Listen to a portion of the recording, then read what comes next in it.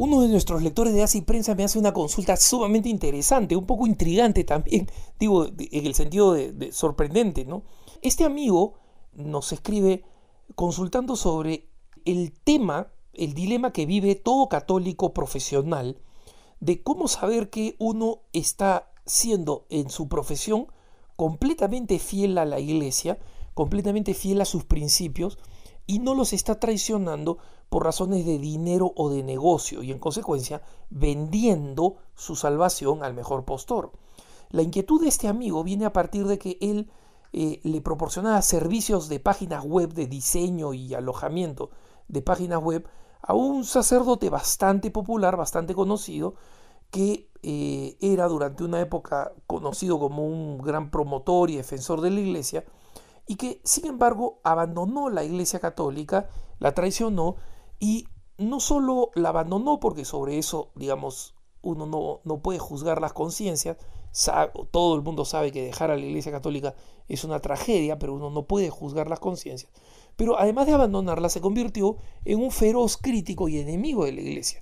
Entonces, este lector de Así Prensa recibió la oferta de ser el proveedor de esta iglesia, ¿no? De esta nueva denominación a la que pertenece ahora el sacerdote.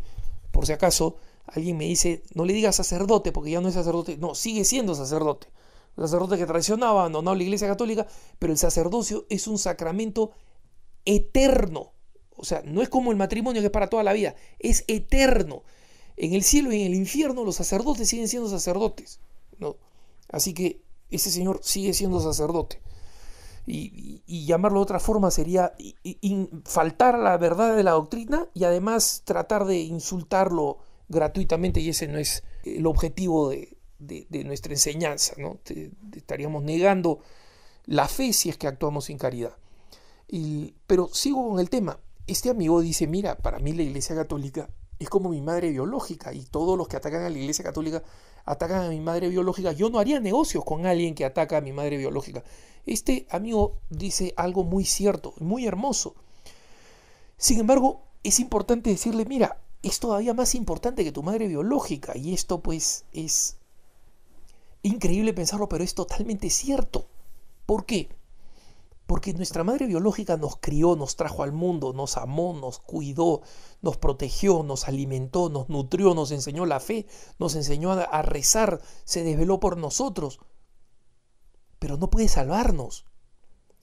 Una madre puede hacer todo lo que quiera, pero no puede salvarnos. La Santa Madre Iglesia es la única que puede salvarnos. Es la única que puede salvar a mí, es la única que puede salvar a mi mamá. Es la única que puede hacer que por sus sacramentos mi mamá se vaya al cielo y yo me vaya al cielo y me encuentre eternamente con mi mami. Es la única. Y es el único camino de salvación que la iglesia que Jesucristo nos ha dejado. Es la iglesia católica.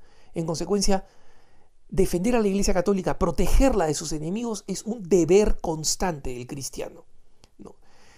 En consecuencia, al momento de discernir cuándo y cómo y dónde se puede hacer negocio con alguien que es enemigo de la iglesia, pongamos un caso como ejemplo, un ministro evangélico, un ministro protestante que tiene un apostolado directamente dirigido a arrebatar a los católicos de la iglesia católica y traerlos a su secta protestante, como hacía por ejemplo Jimmy Swaggart. Ese era lo específico de su apostolado, ¿no? Tratar de reclutar y de traer católicos y alejarlos de la iglesia.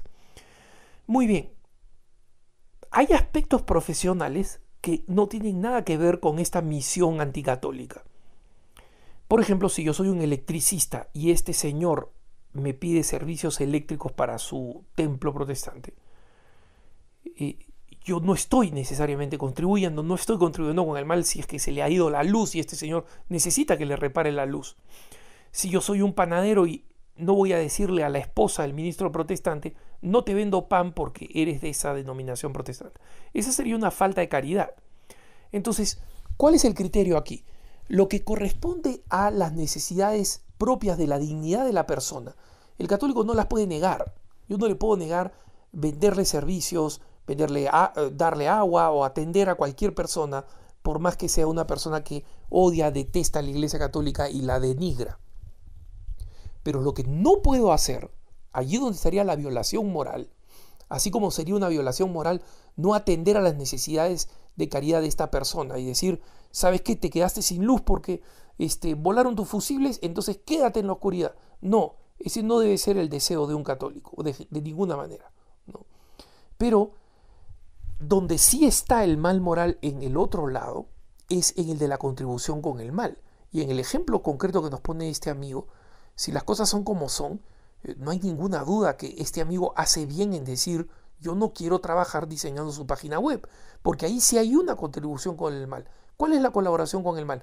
Colaborar con la tarea anticatólica de esta persona. Esa colaboración en la tarea anticatólica, esa sí es una contribución con el mal. Esa sí es una contribución directa con el mal. Y en consecuencia, resulta fundamental creer que para nosotros los católicos, la Iglesia está llamada a vivir la verdad y a defender la verdad. Y eso significa que nosotros no podemos colaborar con quienes difunden la mentira y con quienes difunden enseñanzas que son enemigas de la Iglesia.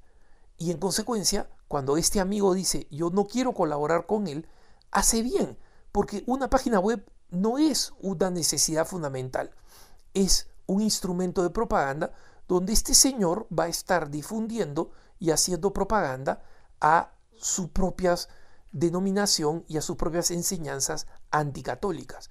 Y eso no puede contar con la colaboración de un cristiano.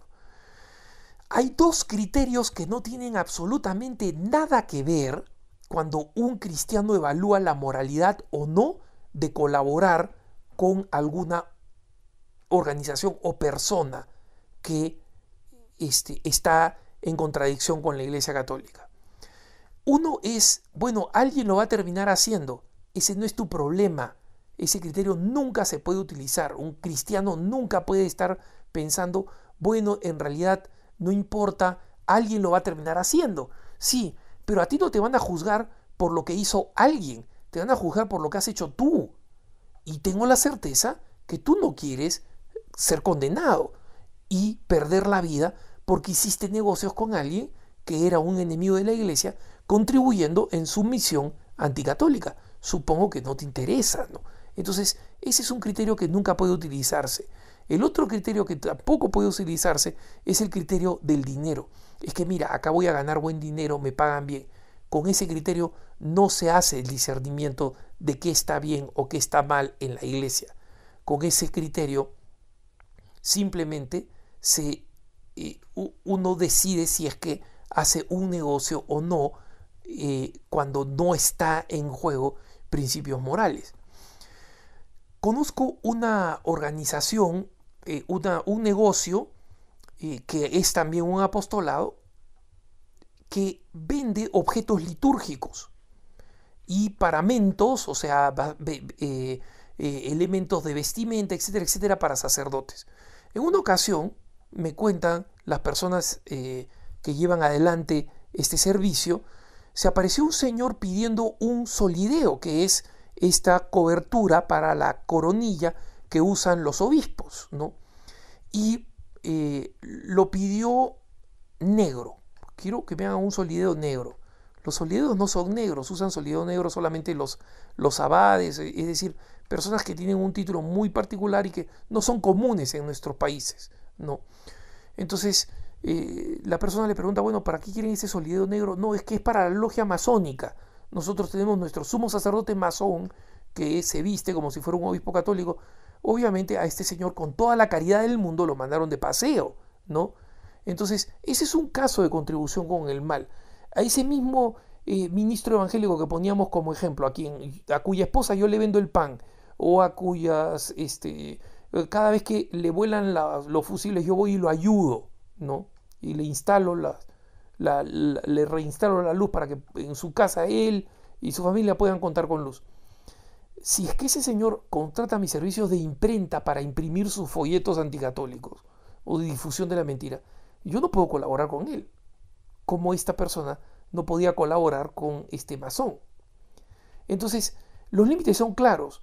Ayudar a una persona en una necesidad específica fundamental o semifundamental es algo que es no solamente moralmente aceptable, sino necesario. Es un acto de caridad. Pero contribuir al mal, directa o indirectamente, es algo que es absolutamente inaceptable. Y en consecuencia, es algo que nosotros no nos debemos permitir. Existe ciertamente un terreno oscuro, ¿no?